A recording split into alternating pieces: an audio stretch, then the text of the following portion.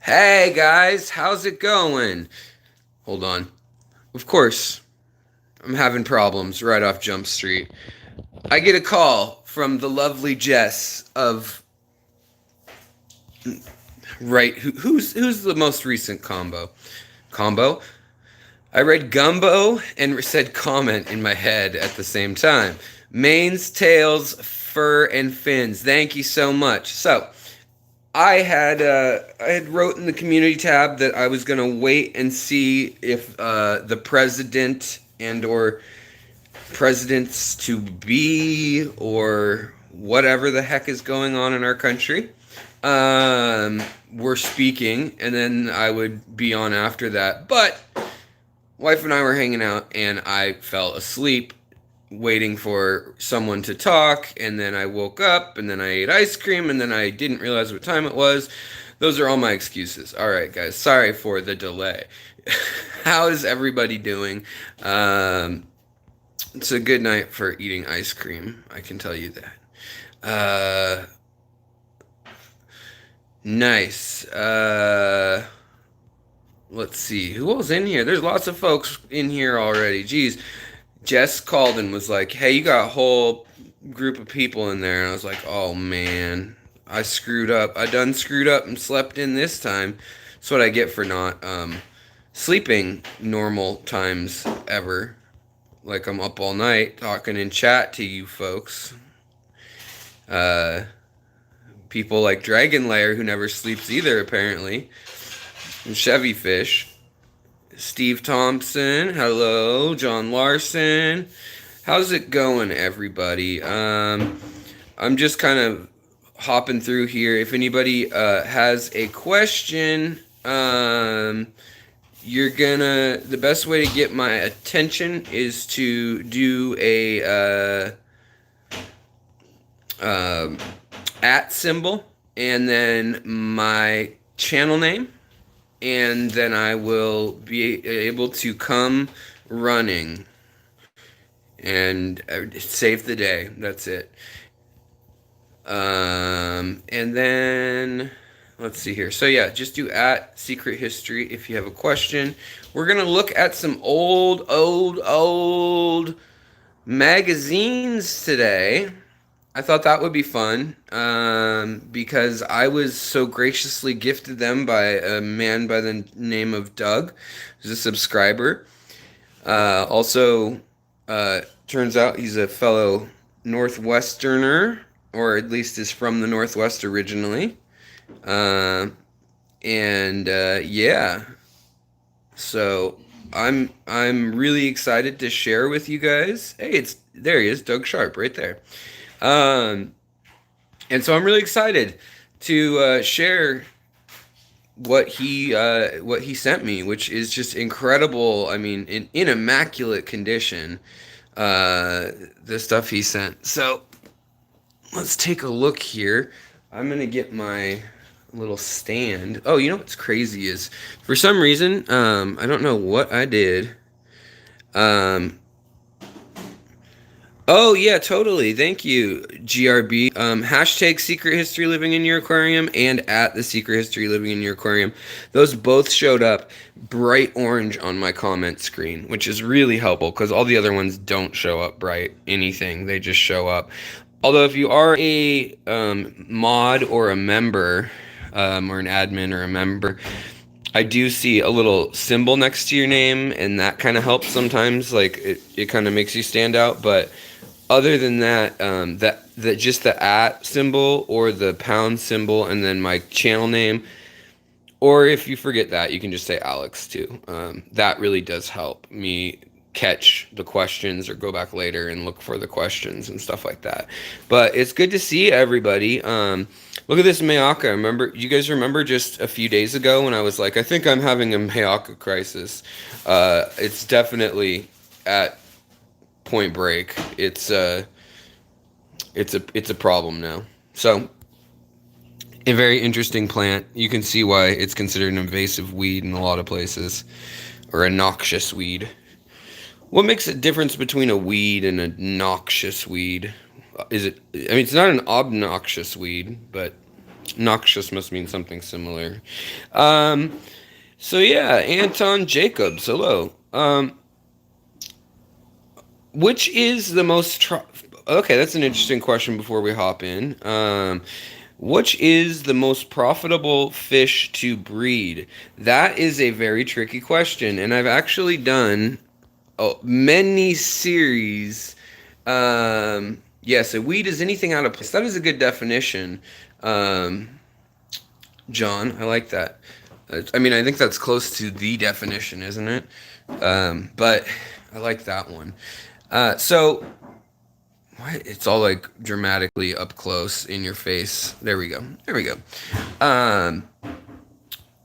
So, most profitable fish to spawn. I mean, probably per fish, it wouldn't be fish at all, right? Well, it'd be the arowana right now. You can't do that in the U.S. But beyond that, maybe koi, and then goldfish. Those can get into the hundreds of thousands of dollars. Arowanas have occasionally made it to the $1 million mark now.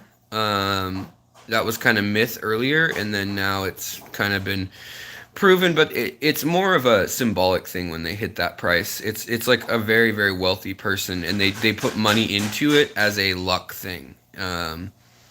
It's a like the more they spend, the better they feel. The luck will be reflected. It's like a I don't know, good fortune thing or a totem. So yeah, hey, 40 years fish.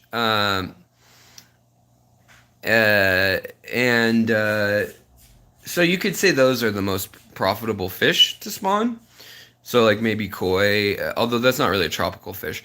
So if you were to say a tropical small fish, like in our aquariums, probably discus are up there with the most expensive, flower horns, but also there's goldfish too. Yet again, I know they're not tropical, but there's also, you know, some rare fish like some of the extinct cichlids and some of the even just guppies, honestly. There's someone who's into the really high-end versions of everything. The other easily acquirable fish that I would suggest that are the most expensive to spawn in the hobby, or most expensive to sell and buy, L046 is, or L... No, not 046. Is it? Is that it? Maybe that's it. The zebra pleco, and then the leopard frog pleco after that. Those two are both pretty darn expensive for adults of good stature. But I also know people who have paid $150 easily for guppies or for bettas. So, those with good genetics and all that kind of thing, that can easily be it too. But the most profitable, that's such a loaded question, because basically, like, it could also be I don't know, feeder goldfish if you sold enough of them. So if it's the question's for you, then it doesn't matter. It's whatever is for you, whatever you sell the most of and can breed the most of cheaply and effectively and churn through the profit on, and the demand. Exactly. So, all right, guys, let's hop in now that we're about 10 minutes in, which is when I tend to like, I tend to like to do this. You know what? Actually, we're gonna hop downstairs because my wife is making dinner, and I don't want to bug her. I want her to be able to do whatever she wants to, listen to music or whatever she wants to do. So hold on. Let's head down to the dungeon. Make sure we're doing okay. Make sure we're squared away for light and all that. Aziz, light. Thank you, Aziz. Okay, there it is. All right. Okay. Good to see you guys all in here, by the way. Wife, oh yes. Chevy says hi, honey. She says hi. Oh, I have to show you guys this too real quick before we start. Look at these. These are them lemon splackos. They're so cute. Yeah, gotta love the lemon plecos. Pulled them out of their cave, made a little video about it. Haven't put it up yet, but they're fun. Lots of little lemon plecos. Hey, T-bone fishes. We got $2 Australian. Right on. Thank you so much, sir. I appreciate it greatly. Oh, and I'm too late. Man, I screwed up on all sorts of things today. I was up all night waiting for these guys to spawn. And there's eggs at the bottom now. You can see them kicking them around. And it appears that they are pretty much all molded. And those are the Somfongs rasboras. 3 of them that had been down in here. And it appears that I got them all dead. The eggs, that is. All the babies are dead. Gobies are doing good. Well, I forgot that light's on the fritz. But in any case, so yes, babies are happening still in here, and things are doing what they do. And of course, the light is out in this bedroom. Of course. Why wouldn't it be? Let's see. We can use a fish light. We can scoot this over to the edge and use that. Fish streams, thank you so much. We've got another super chat. We got a super duper chatters. They make me have so much happiness in my belly. That's too close. I don't know why. Why does it give me 3 zoom? But I can't flip between them selectively. It's just like, nope, face.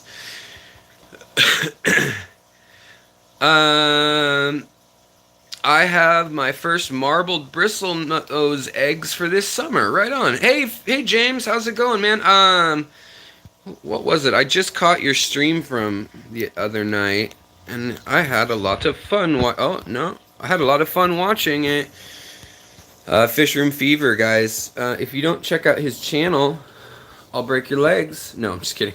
You should. He's got great content. Great guy.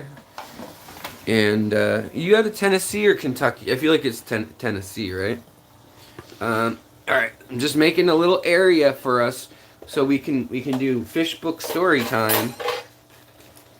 And I'm scooting things over because I'm so unprepared and unprofessional and out of sorts today. I went mushroom hunting in the middle of the day, or middle of the morning, and then through the day. Stayed up pretty much all night, and just a poor decision for life making skills in general today. Poor planning of time, and of course the place I needed to be here with y'all screwed that up royal by sleeping. I guess I needed it. So says my wife. You never sleep, you needed it. Okay. Let's begin, class. Okay. I'd like to fish fest that Alex hosts an onion plant growing contest that he can judge them. Oh, is that so, Jack? Oh boy, hold on. This strobe light is gonna drive us all nuts. I think it might just drive me nuts, and then I'll just collapse, and that'll be the end of the stream. Me collapsing, going insane from frustration of this strobe light over here.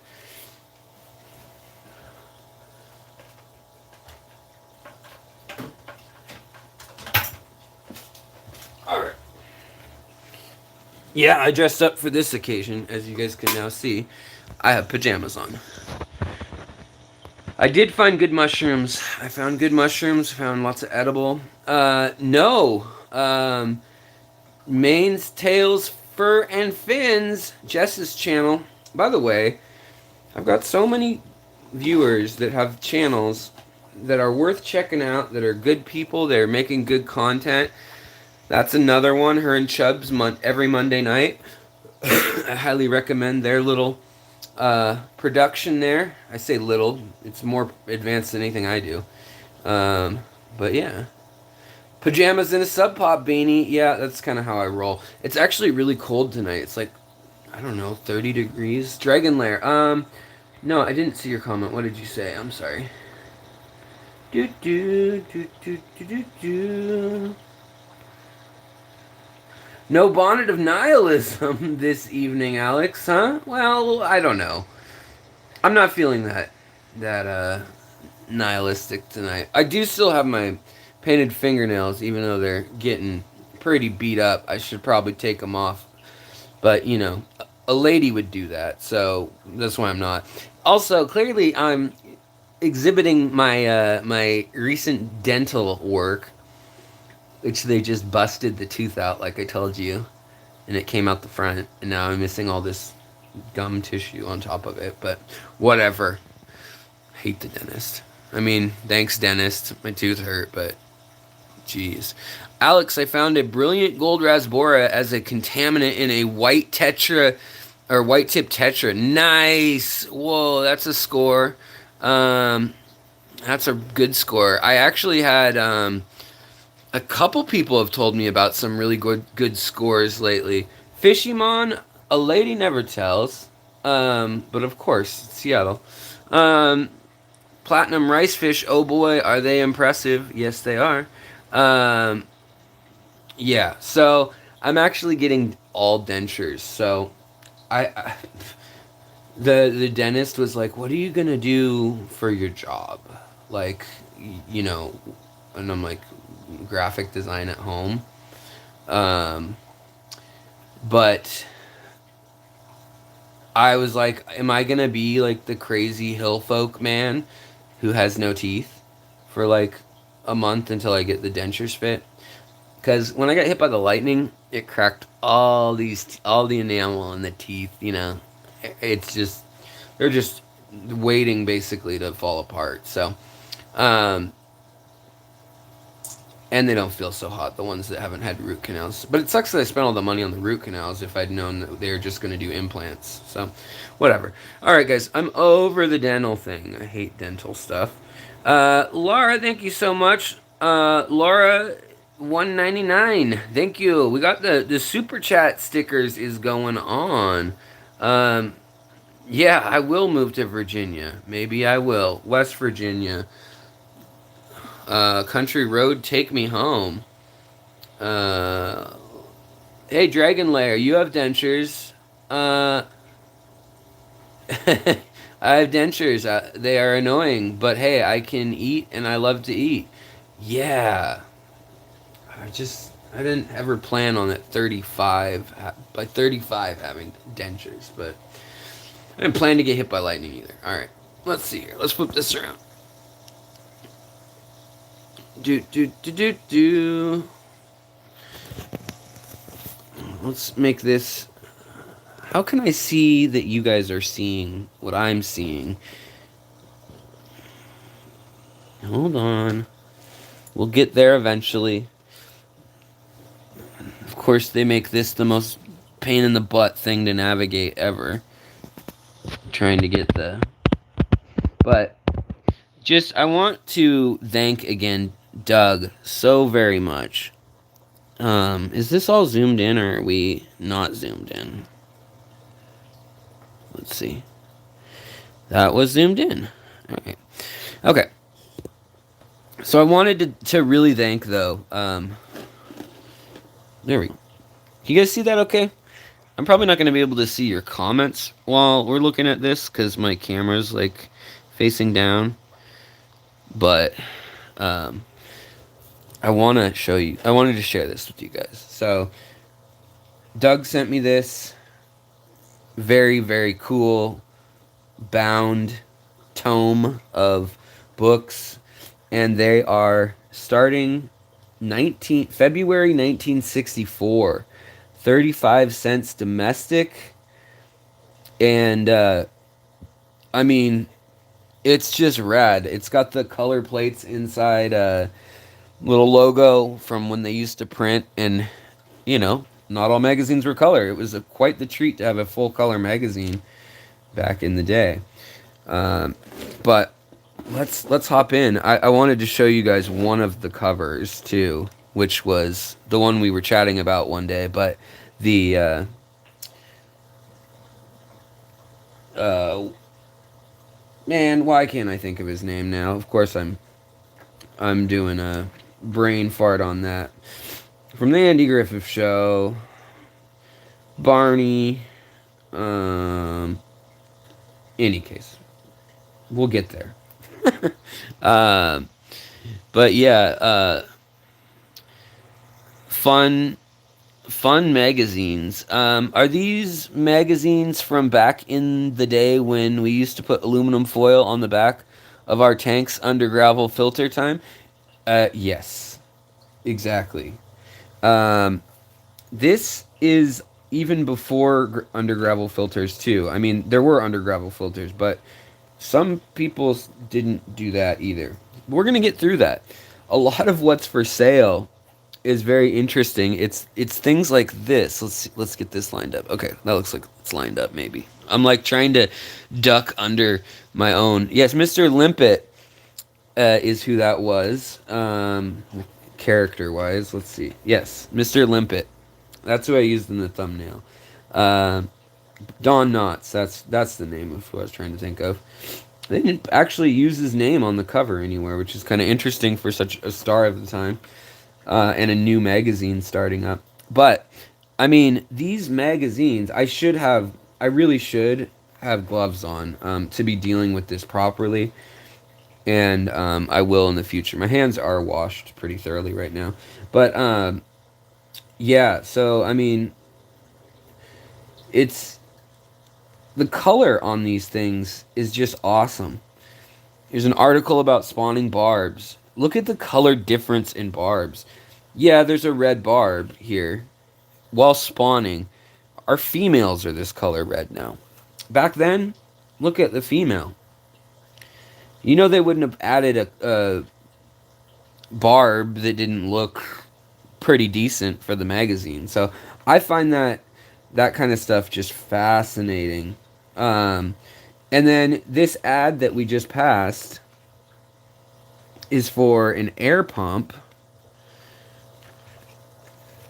The 3 new star sales pumps. But these here are... So here's the pump.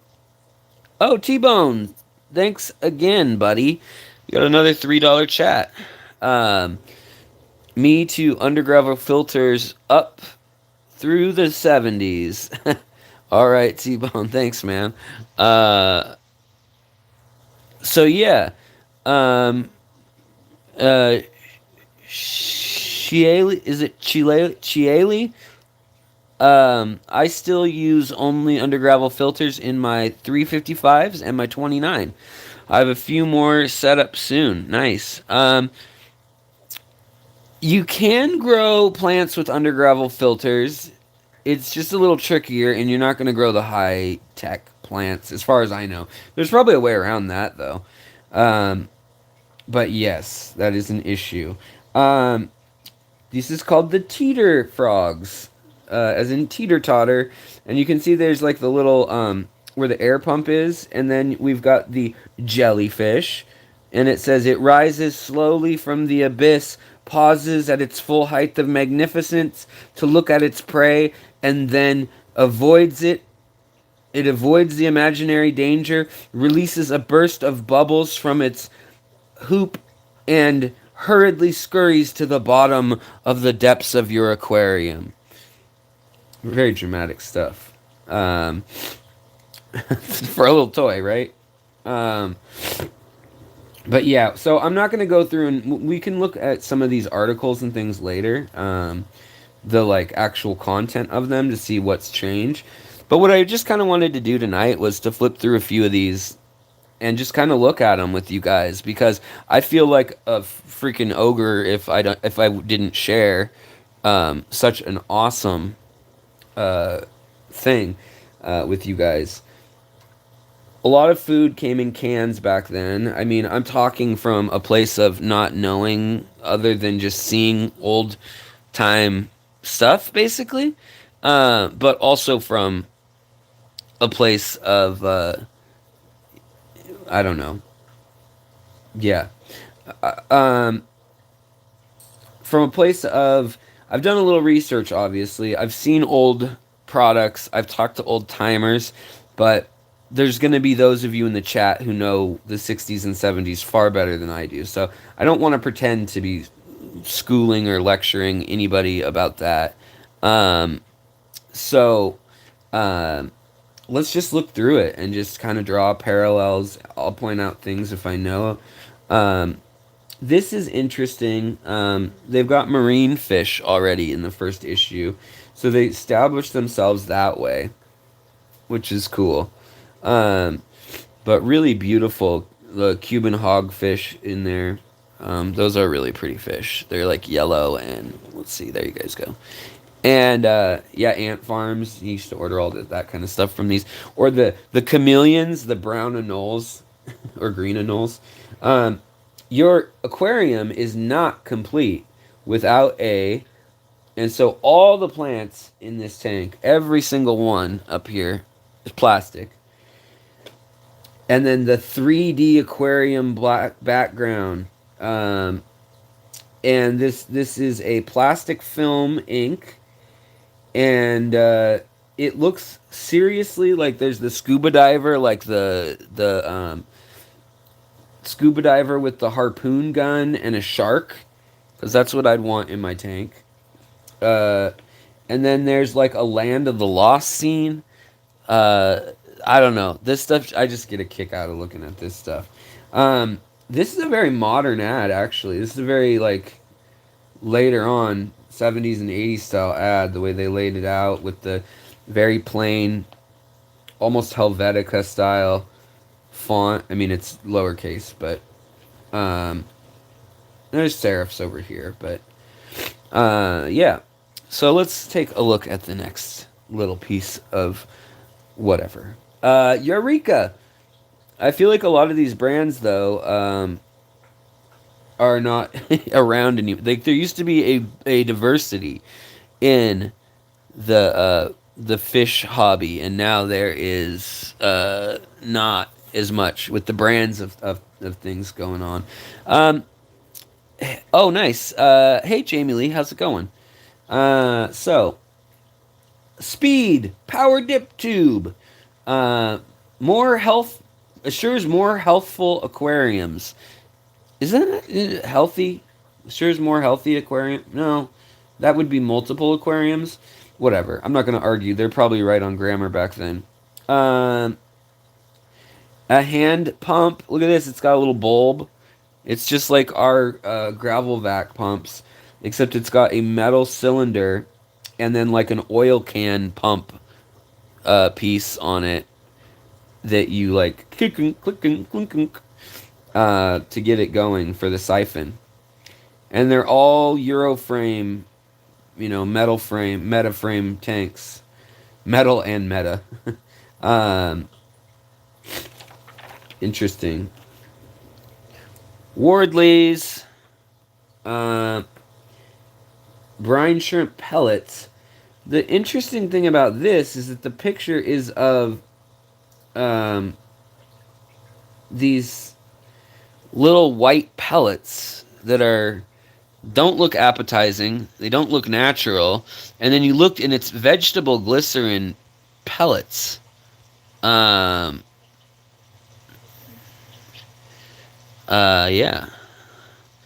What years were the blue Tropical Fish Hobbyist magazines? 1970s or 80s? I don't know when it started, but there's definitely some from the early 80s that I have also. So yeah, let's see. This is an interesting deal, though. What this tells me, I love things like this as a historian, because what this tells me, obviously, if breadcrumbs are your fish's dish of tea, cup of tea, dude, come on, better not buy this product. But, I mean, it's insinuating that this must have been a common thing to feed your fish breadcrumbs. I know that we feed goldfish or carp that, like, at the ponds and stuff. But that's interesting to me that must have been a common thing. I mean, this may be a no-brainer to all of you folks who were around at the time, but to me, this is what I find fascinating about the when I'm getting content like this, um, is just that was considered like who thought that was a good meal for like wheat, ground wheat and salt and flour, flour basically for fish. Um, but it's saying that their food is better anyways. But still, the point is somebody thought it was okay. Oh yeah, the blue nail polish still exists. It's getting very rock star beat up, but that's what happens when you work in the aquarium and play guitar. Okay. Supreme Aquarium Master Aquarium Filter. So there's a lot of filter ads back in these old things. There were a lot of different companies. Um, yeah, Muppet, it's cool, let it ride, but I agree, it's silly. Who cares? Um, the newest concept in aeration, filtration, and circulation. I feel like that you need Don Knotts to be selling that right there.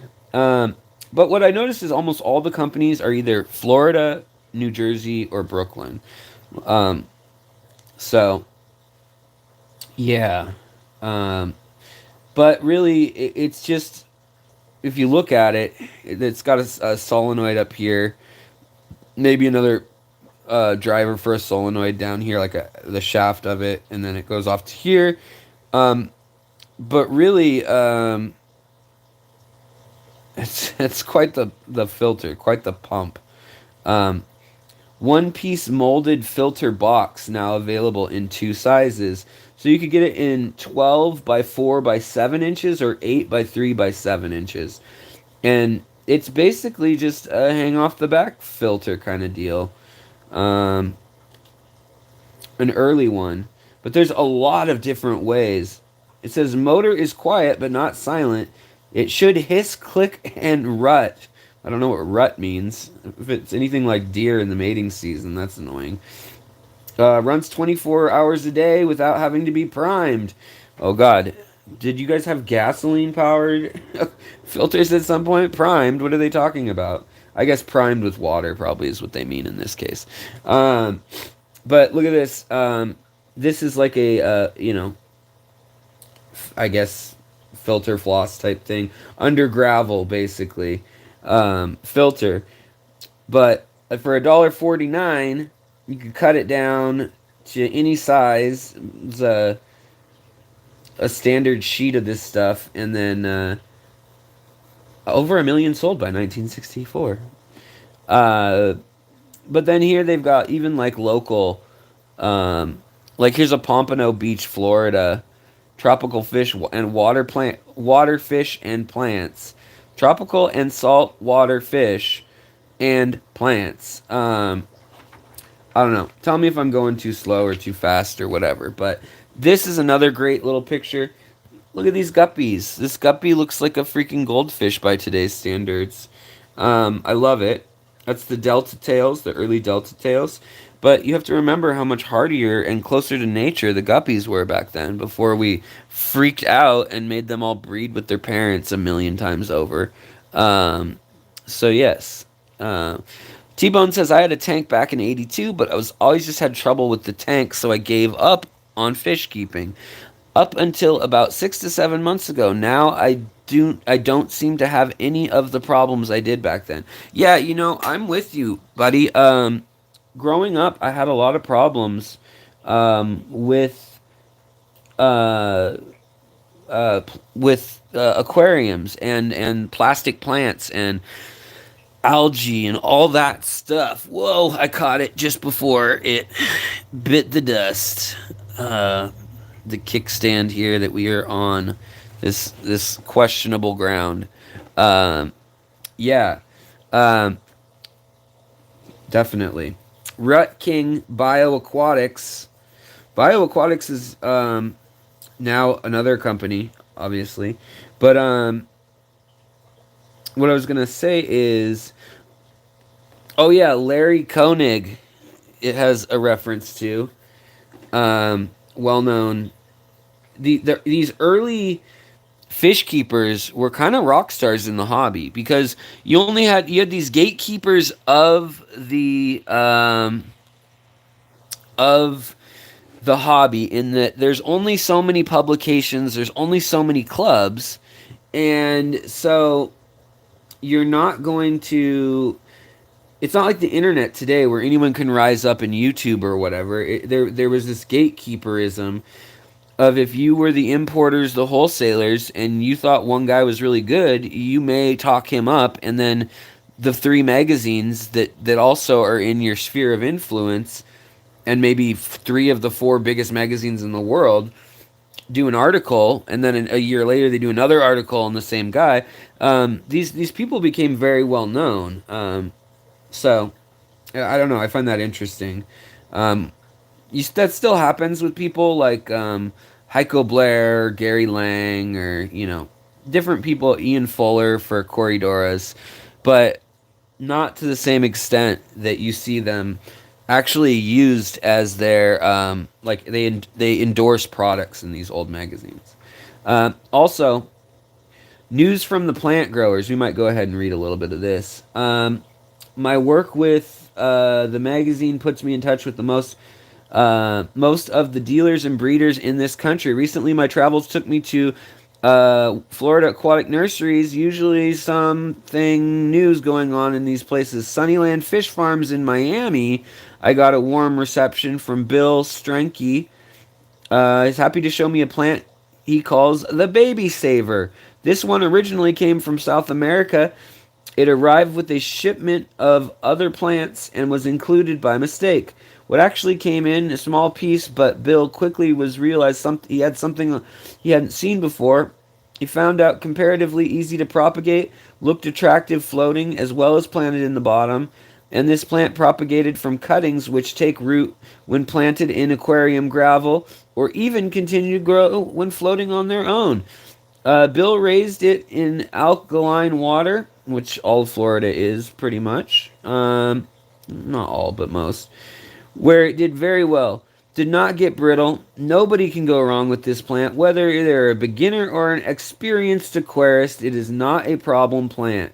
Another newcomer is the Aponigeton species. So these were from Madagascar at the time, which is this far off crazy place. This crazy island of the dodos, even though they're from an island nearby, but not that island. A lot of people think they're from Madagascar, though. But the Madagascar lace plant they talk about here is also a profuse bloomer. But here, what they were talking about up above is water wisteria and water sprite, which are still very common, like Aquarium Co-op. Those are some of their bread and butter plants, and so very cool. Oh wow, Carrie Cooper. I have 10 vintage aquarium magazines from 1933 to 1962. I would love that, Carrie. That would be rad. Yeah, that'd be really rad. If you want to share any of that with the channel at any time, we would totally appreciate that. I'm sure so many people would. I need to set this up so we can look at things better than this live stream setup. I mean, if I was doing a video, I'd have the camera just in frame keyed up, but I'm trying to see questions too. So, Carrie, thank you so much. Carrie says, love this channel. Well, I appreciate that. I mean, I try hard to give you guys stuff that I would be interested in, and hope that that's good enough, right? Hold on, let's lighten this up again. Okay, but that's cool. The wisteria. Oh yeah, and then here's the Madagascar lace plant up in here. The email address alexanderjwilliamson@gmail.com. I think if that should be in my profile. That would be great. That would be very cool. Or if you want to make it known on, if you got it hosted somewhere, You could always go to the Facebook group and post a link to the PDF also. But no, that would be great. If you send those over, I would be happy to share those. I've been trying to get a hold of some of the DOS Aquarium German content, actually. Um, and yeah. So, oh, also welcome to the lurker category, to the membership, my friend. Thank you so much, Carrie. Appreciate that. That's great. Yeah, I appreciate that. Thank you again, Muppet, too, for linking the group. Thank you, Chevy. Also, you guys rock. And Mary, hello. Mary, congratulations, Grandma Mary of the puppy world. She just had a bunch of puppies. There's 9 of them, or did more come after I talked to you? She was up into the wee hours with the puppies. Very cute. So over here we just have an ad for reflectors for lights. But then there's a filtration water pump combination flow. The greatest development in the aquarium hobby history. I feel like there was no standard on what kind of crazy kooky stuff you could say in ads back then. You could just be like on a soapbox yelling at people like, this thing will change your life. It slices, it dices, it turns your fish into dogs. You can pet them. There's probably some product that you like put clothes on your fish from back then. I don't know. But it's talking about fluorescent lighting, and I don't know if they're doing this because it's a hand model kind of thing, but it's a female doing it. And I noticed that even today in the hobby, we have a lack of females participating, or maybe it's male editors, I don't know. But a lot of magazines, you very rarely see females kind of Vanna Whiting, or more importantly, just practically using a darn thing like a guy would. And yes, the hobby is slightly more dominated by men at the intense hobbyist level, but they say as far as keeping fish that men and women are pretty equal. There's a Pittsburgh Steelers the steel icon, which they got because of Pittsburgh steel, but on this rack/lamp shade. Let's see here. I'm just trying to read stuff too. Fish mittens. Oh boy. Let's see here. James, hello. John, also hello. I'm just trying to. I need to figure out a better way of. I need to have you guys on a computer screen and on the camera screen, but I've seen a lot of similar ads during my youth, says Mickey M. During its era, the world's oldest aquarium magazine, Ted or Tideskriften Akari. Sorry, I'm trying to read upside down. Aquarium. Interesting. Oh, Sweden. Okay, is that Aquarium? Tideskriften Aquarium. Okay. Cool. Wow. So that was a monthly magazine from 1927 to 97. That's really cool. Really, really cool. Europe has always kind of been ahead of the game, I feel like, from us in this stuff. A little bit. But this is interesting. They have a Congo puffer up here. That's a hard to keep fish. I mean, or a difficult fish. So I find that interesting that in the first, oh gosh, poor thing. It says that to feed them brine shrimp and pieces of earthworm. That is not what a Congo puffer should be surviving off of. But this is something I still appreciate when they do in Amazonas or any modern magazine. When they give a nice layout of the continent or the area, and then they show you which river or area of the river you can find those fish. When What's interesting here is I don't see any KwaZulu-Natal. Oh wait, there is Natal, but it doesn't have its own country boundary shown, so that might have been a South African thing. And they still have it all marked off with like the Transvaal and the Bloemfontein. Bloemfontein. So this is all South Africa down here. Um, but it's still split up into kind of like Boer territory and British territory. So I love looking at old maps. Also, Central African Republic still exists. But then, obviously Southern Sudan doesn't exist yet. South Sudan, which was split right here. You've got Uganda. You got like Tanganyika. Up here you've got Darfur. But then here you've got, instead of Zimbabwe and Zambia, you've got the Federation of Rhodesia and Nyasaland.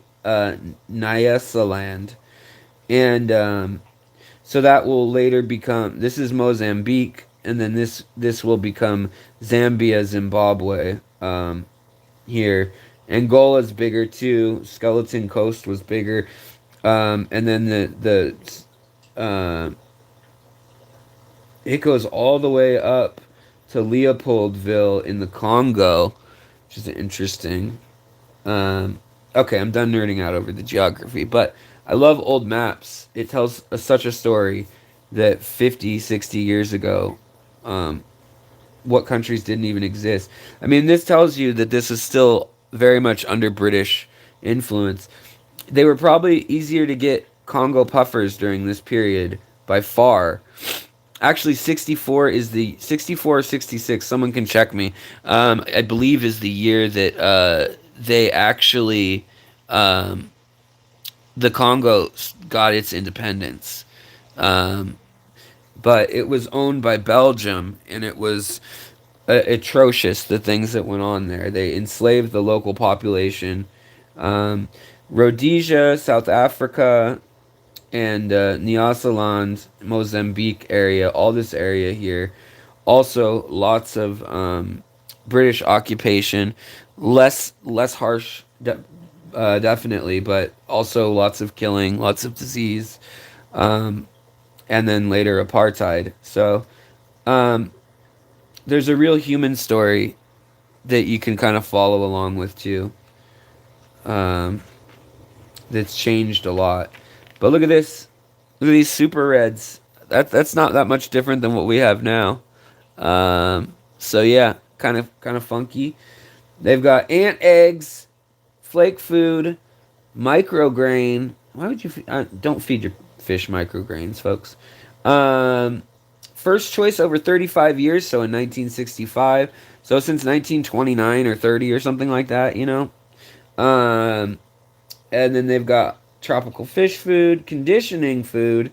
I'm guessing that's high protein, but back then maybe it's not. Maybe it's nothing. Maybe it's just like voodoo magic. Let's see. Let's see. Oh, the wind is crazy here, Jamie. I got really, really.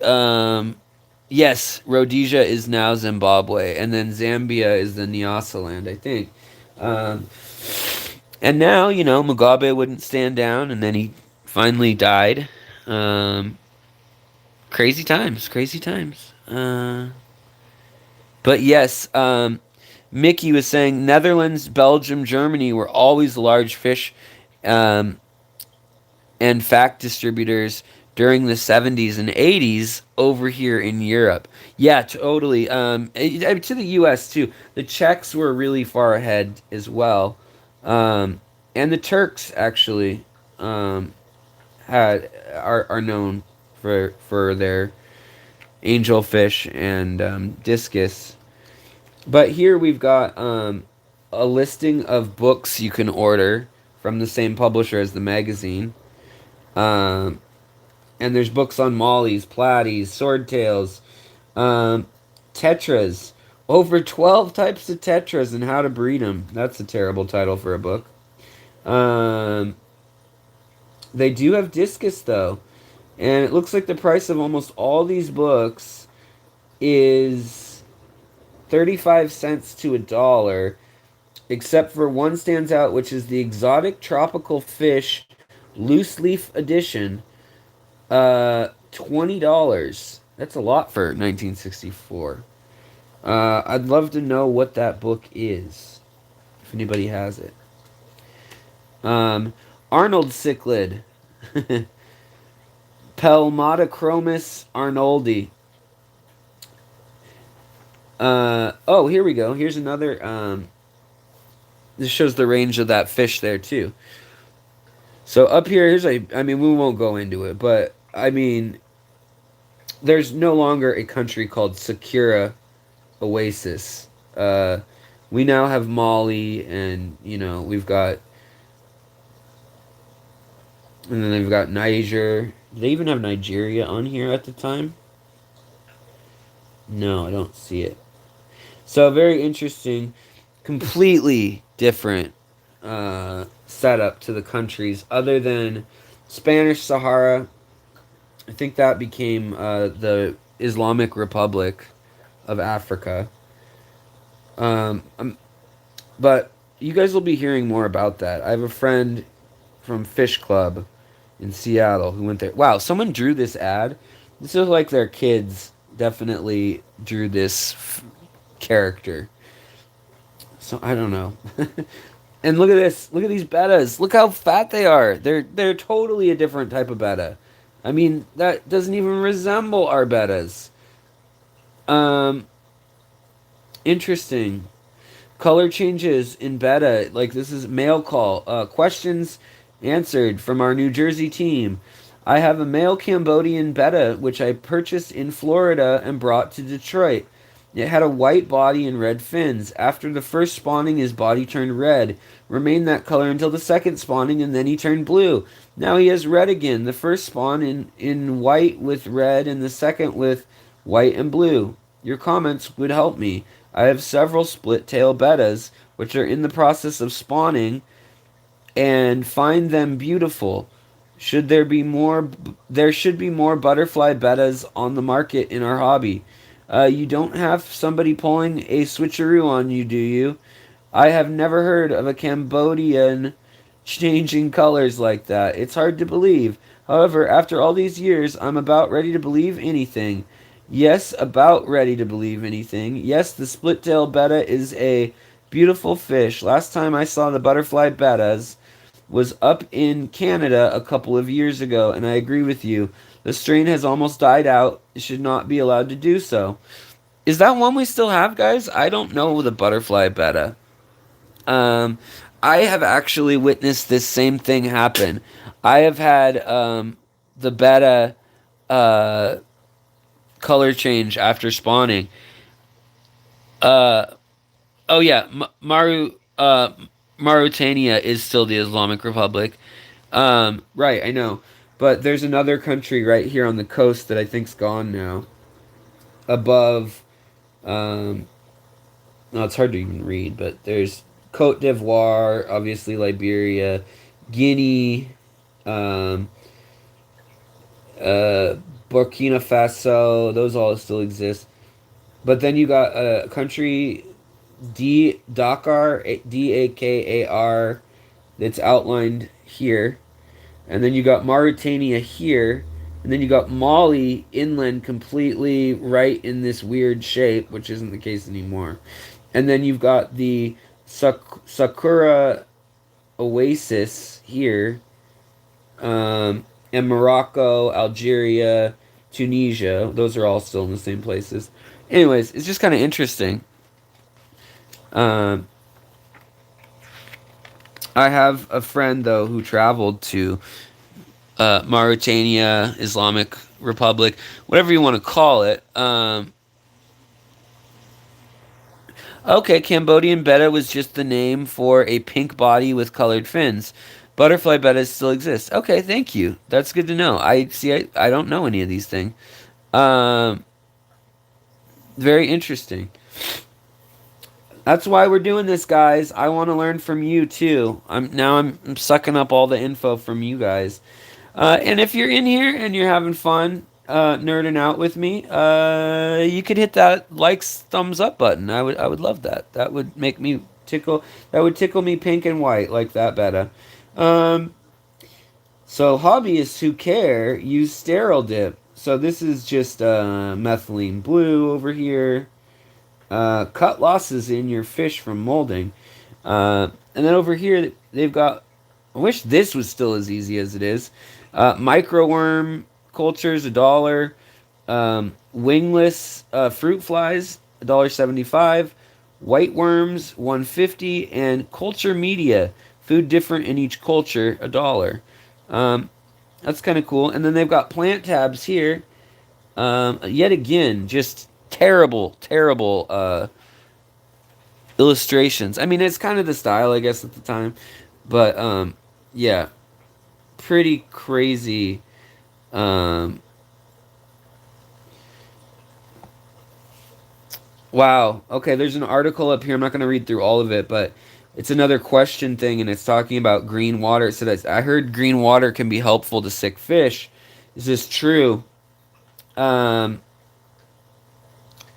and it says that it's not. It says that sometimes can bring more oxygen into the water. That's interesting though, because that's definitely really good for little fish. Now we know that. I mean, it's lots of food. Um, it's interesting how things change too, though, opinions and how we do things, and they just didn't have a practical way to know certain things either. Look, you can buy a shark right here. This is the era when you could put a tiger in your backyard if you felt like it. Um, Driftwood. This is one we still hear a lot, guys. Um, how can driftwood be cured? How can it stop floating? And when will it stop messing with my pH? Um, how can you make gravel acidic or alkaline? What? Why? I'm confused here. Okay, the idea was not to make gravel acid or alkaline. Gravel should be neutral and not have any effect on the water. Wow, that's different than our hobby right now. Because now we sell all sorts of things to mess with the acidity. Brightwell for shrimp, and agrolite or coral to get the TDS buffered up. Um, so, kind of interesting in that sense. Yes, totally, you're right. It's crazy because this book is made or this magazine is literally from the exact time Africa was becoming decolonized, which for me as a historian who specialized in African history and Middle Eastern history, North African and Middle Eastern, um, just fascinating stuff. I love it. Um, and here they've got crypts for sale in their winter promotion. Everglades fish and plants. I see they've got Crypt Wendetti in there. Oil-free clean air. Boy, can you imagine dealing with oil and like priming and grease and all that stuff? Wingless fruit flies. Again, microworms, white worms. Um, Lots of pumps. Tiger barbs. Obviously, those are looking the same still. But then up here, they've got a pair of Revululus. It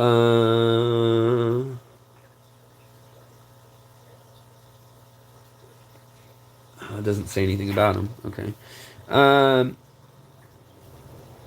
Boy, I don't know this fish either. Um, Betatoya gayi. Does anybody know this fish? I mean, just because I don't know it doesn't mean anything. But just curious if you guys know that one.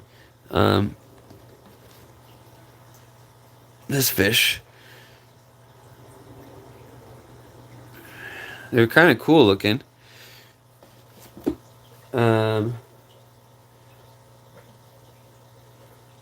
Discovered in 1959. Where though?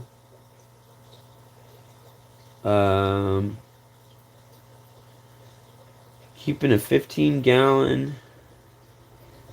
I don't know. It's easily one that could have changed its name. GRB. Mickey says had to order them if.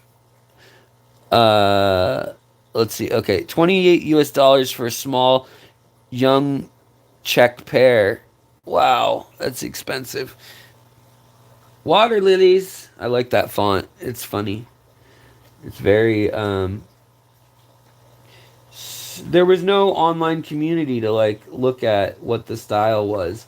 There was Madison Avenue for style and trends, and something tells me that they didn't care in the fish world what Madison Avenue and all that was doing. Turtles in your aquarium, floating turtle raft with the air pump. It's like a little lip to aeration saucer. These things rocked back and forth. I hated these things. Combination worm and dry food feeding ring seems totally unnecessary. Seems like you could make that yourself. Okay, thank you, Dragon Lair. It's been reassigned to another genus. Can't remember at the time. So yeah, this is really great. Bandit cichlid? That could be. Yeah, I think you're right. That sounds right.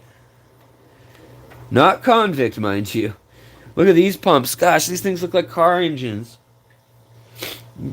The Titan 3, the Titan 2, and the Titan 1. So it's wow. Interesting. It's how many pistons there are, is it? Or what is it? How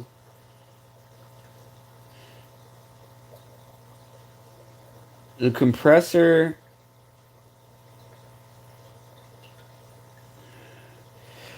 runs up to 35 aquariums. Ball bearing motor. This one will run 10. So I wonder what the size difference is for $40 back then. These things are probably heavy like cast iron too.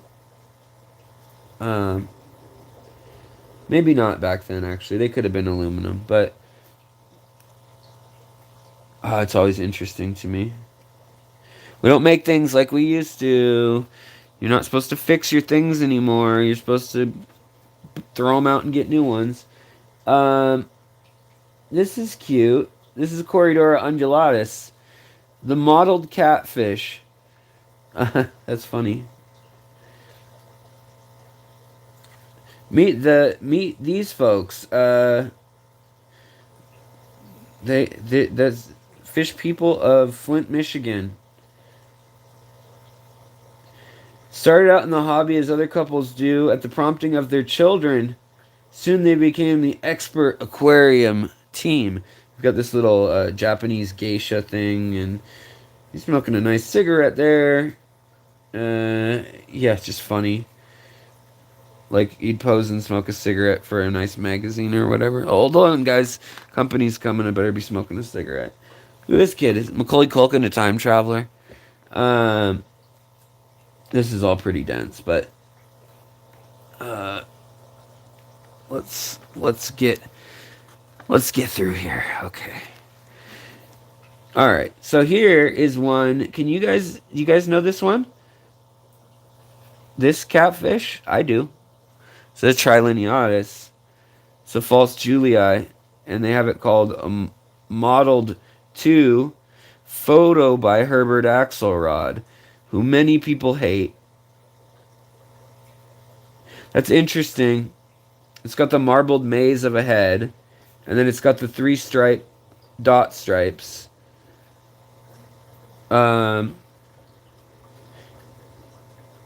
And it says that it's quite similar to Corridora pilatus, which is not really.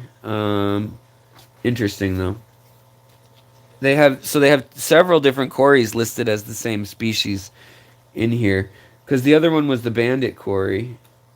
or the mottled quarry, sorry, and then they called it the brown mottled quarry for the trilene eyes, which is weird because it's kind of a tan gold color. It's not really a, um, I don't know.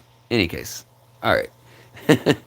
uh, yes, look at those seahorses doing their thing. They're just dried out. That's the sad part. Look at, you can tell they're just like the pieces are all busted off and everything. Um, Unlimited quantities available of dry seahorses and or pet seahorses. But that's a sad picture because they just took the dried ones used to collect on vacation. Um, and they just massacred those things. They just collected them all. Here's an autosynclus species. Interesting. That might have gotten reclassified. Oh wait, no. Is that the says it's a Schultz autosynclus, which is not an autosynclus anymore that I know of. But what I'm guessing, this looks very similar to the RoboCop, the orange autosynclus. I don't know. I'll have to go back and compare later.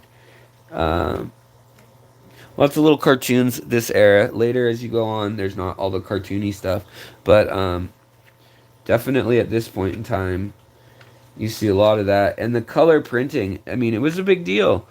Um, you know, these, I mean, that looks very nice. You can order postcards for 5 cents a piece of species and collect them and see, you know, what's out there. Um, and here, they're really big on the swordtails. They've got like the tequila ones, and then they've got the red, the super red ones. Looks like that's what there was. Um, and then they've got aqua gravel, which is just dyed gravel. It's quartz that's dyed, or something along those lines. Um, but look at this. This is what Doug must have bought for this thing. That's great. Bind your copies of Tropical Fish Hobbyist for $3.95. Um, clearly print your name on each order as it appears on the cover. That's very cool. Oh, and then you can reorder them. I see. For 35 cents a copy, or 5 copies for 150, or 10 for 275. Oh, people are lighting fireworks outside. I'm in Seattle, so probably politics related. I don't care. We're talking fish. Um, Never mind. That's a gun. Hold on. Ugh. I'd be annoyed.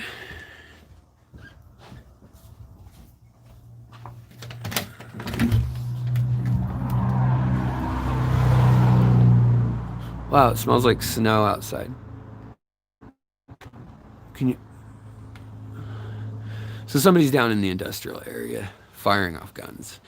And in where I live, it's down that way is where the industrial area is. But you can also hear fireworks going off.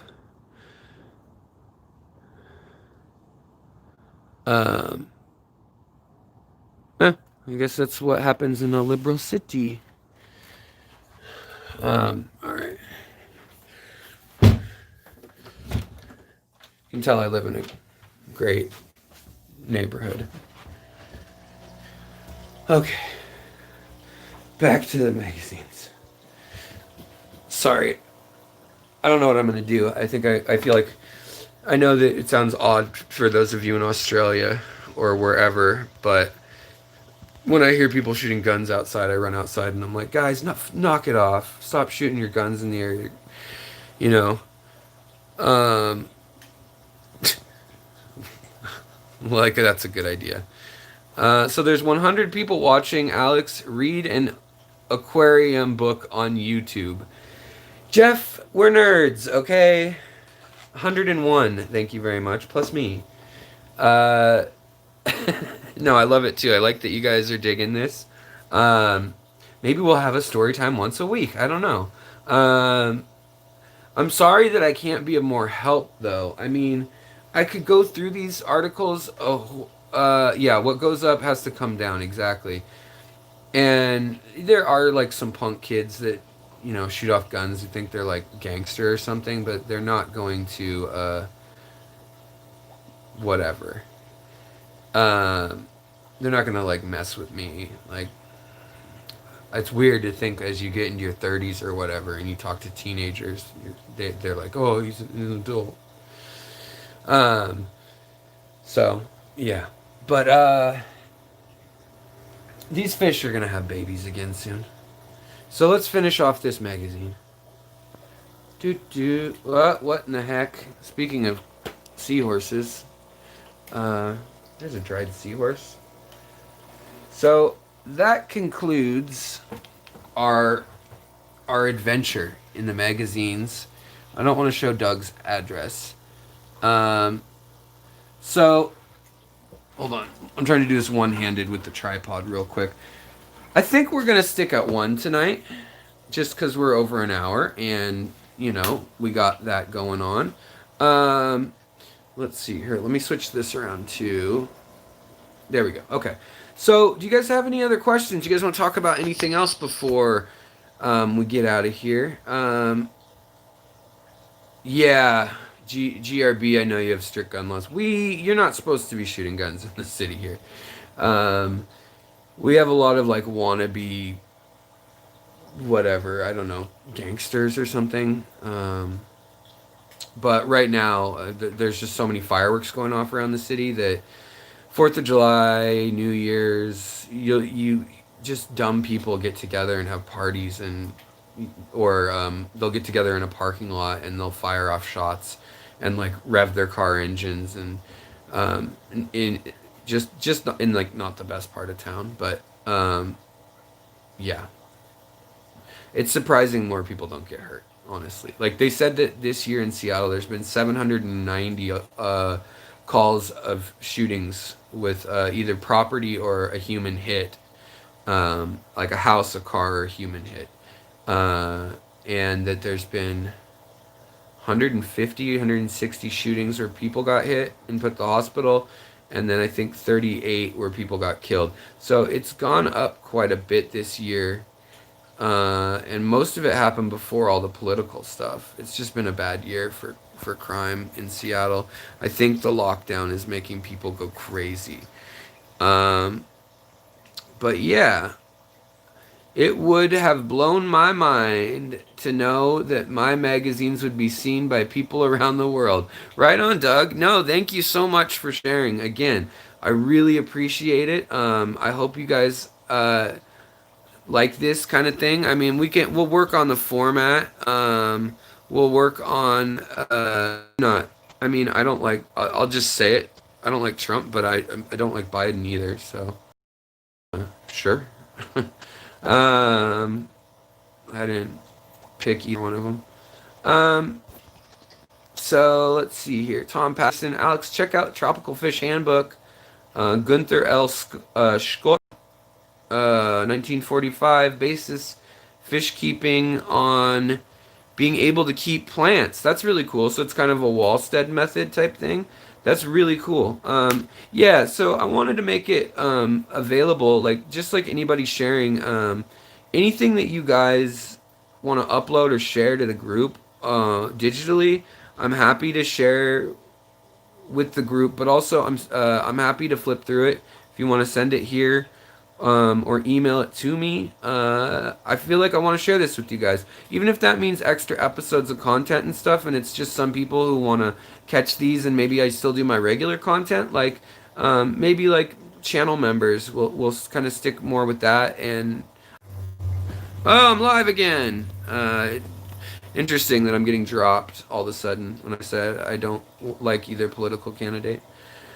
Alex, have you read Rosario LaCourte's book, An Aquarist's Journey? Yes, I have. That is a cool one. The other one that I really love, is it handy here? Yeah, it is.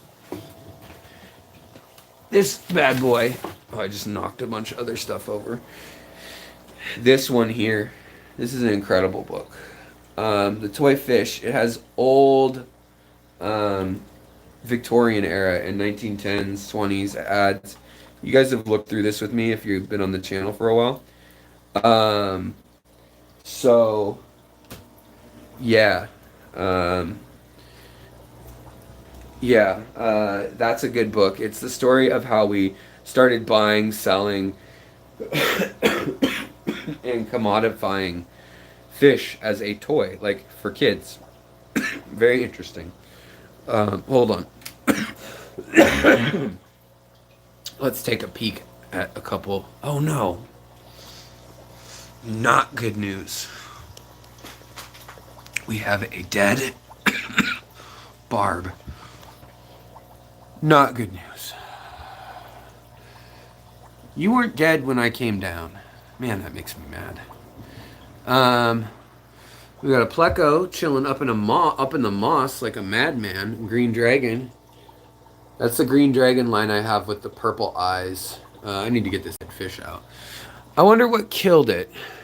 I did just treat this tank with antibiotics, and everybody looks better except for the dead one. So maybe that was just too much for that guy.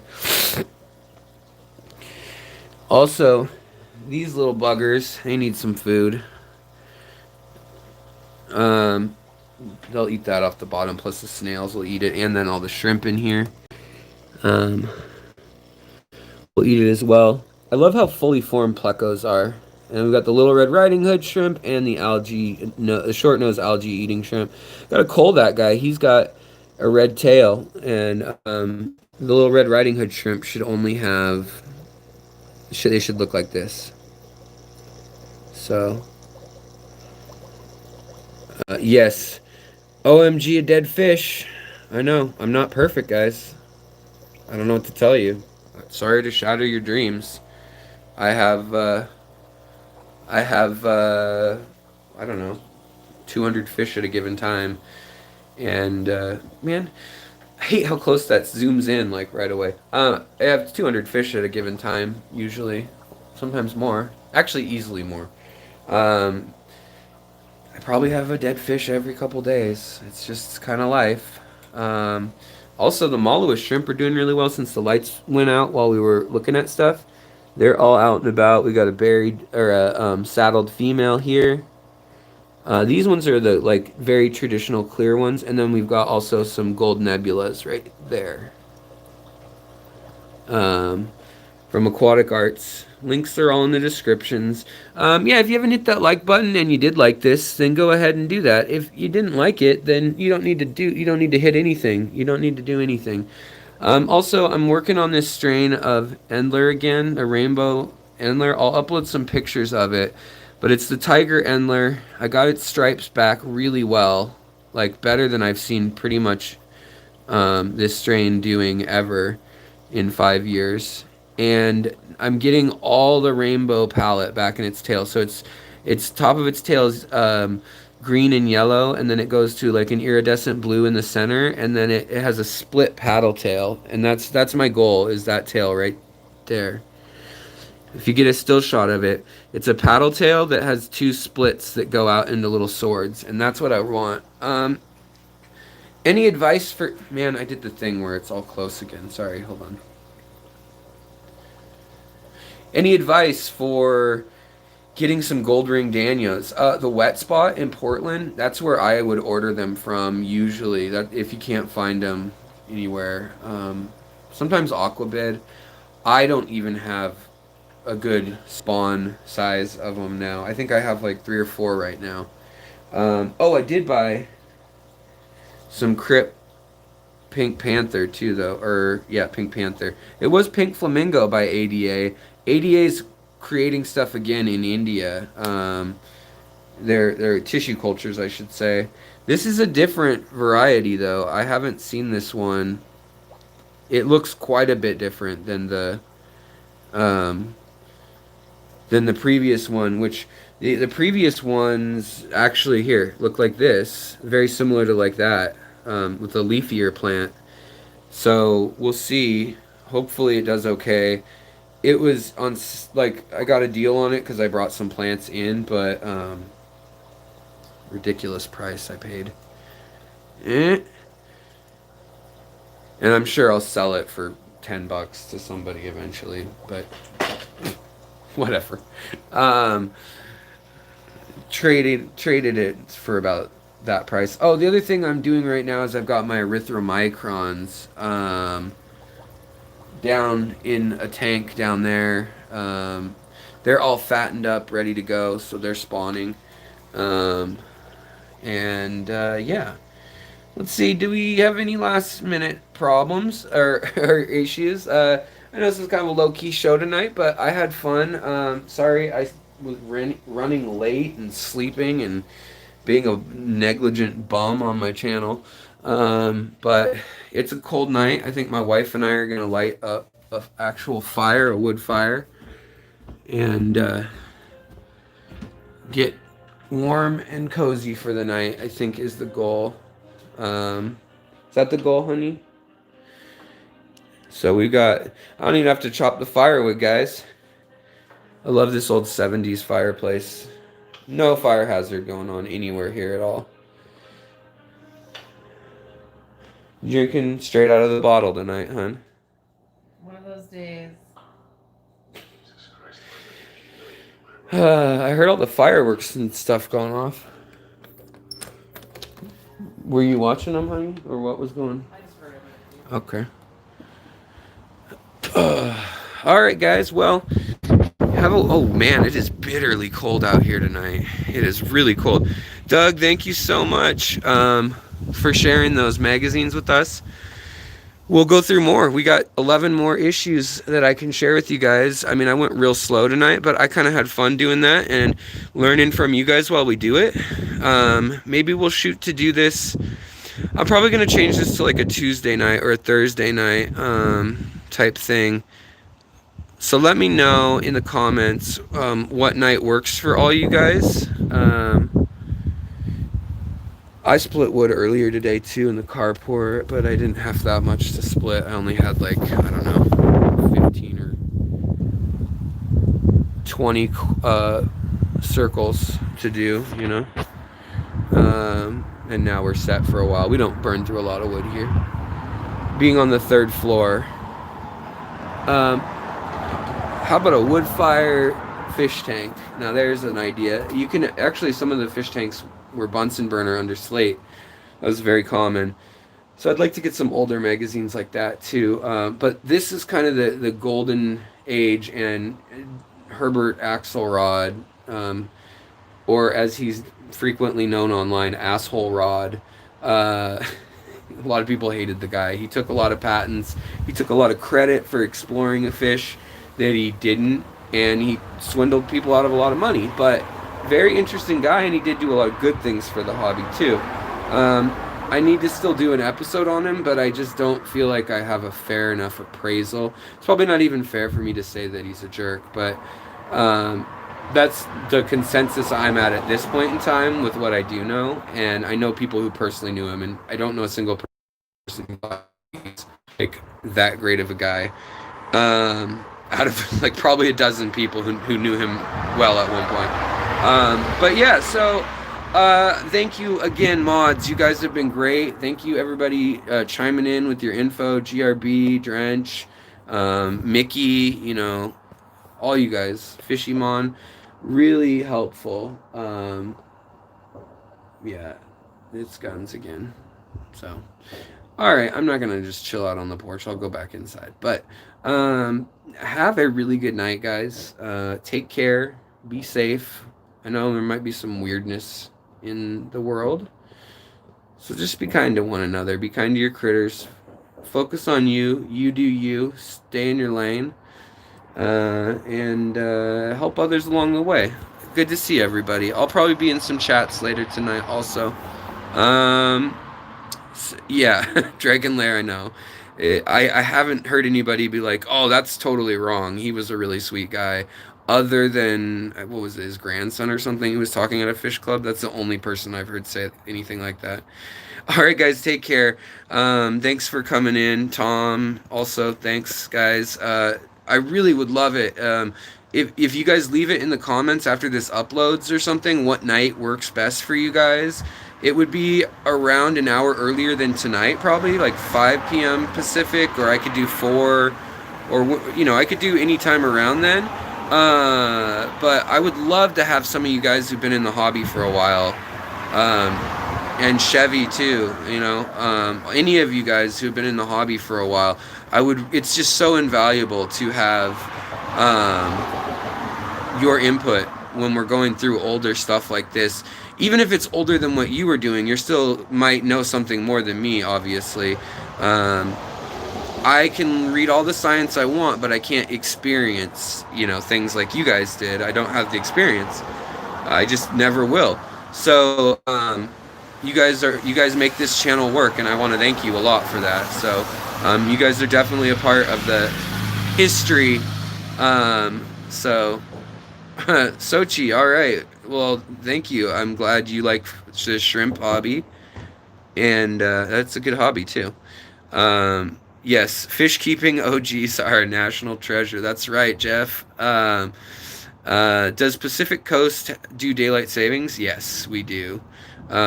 We already did that last weekend. So it is right now. It is 8 o'clock right now because I started late. But yeah. All right, guys. Have a great night. Have a great night, everybody. I'll talk to you later. It's really cold. It'll frost tonight, but I might get a dusting one of these nights soon. All right, guys. It feels good to be appreciated in the hobby. Well, Dragon Lair, you are, sir. All right. Have a good night, guys. Take care.